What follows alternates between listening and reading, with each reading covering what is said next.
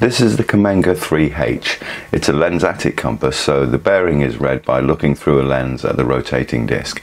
It's primarily a military compass by design, but a lot of people do use it for, when they're trekking around the hills. This review is about using it for civilian hill walking. I do know exactly how the military are taught to use it, but I'm not qualified to give my opinion on that, so I won't.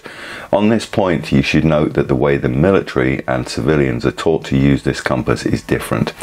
To take a bearing from a map, put the compass on the map, it doesn't matter which way the map's pointing, with the straight edge touching the start and the destination. Make sure that the wire is pointing in the direction of travel, and then rotate the dial until the tritium mark is pointing up the map or north.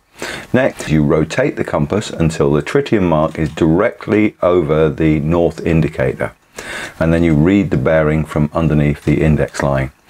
To follow the bearing, just pick up the compass and make sure that the tritium mark is over the north pointer and walk towards the wire. This compass has multiple tritium covered sections on the compass, and these glow.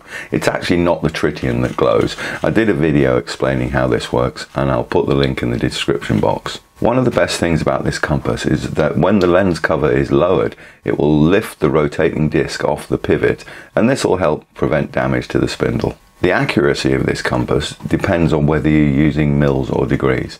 Mils are shown on the dials in graduations of 20, which is just over 1 degree, whereas the degrees are in increments of 5.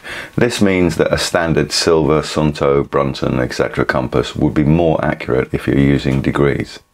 As I said at the start, some people do use this compass when they're out walking, but every single thing about this compass is designed with a military use in mind. Now, I'm going to assume that Cammenga have a much better quality control system in place for compasses that they supply to the military. But on this particular compass, there are some manufacturing faults, like the dial seal not being correctly fitted in the factory. And also, the two sections of the compass aren't correctly attached at the hinge.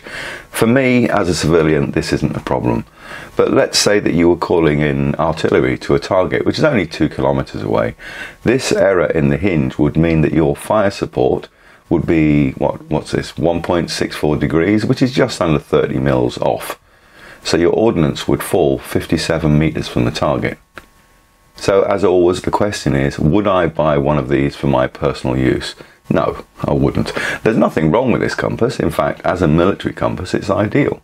But it's just that I'm more used to using a base plate compass. Marks out of 10, I would actually give this a 9, as it's a solidly built navigation tool, which is ideal for the purpose for which it's intended.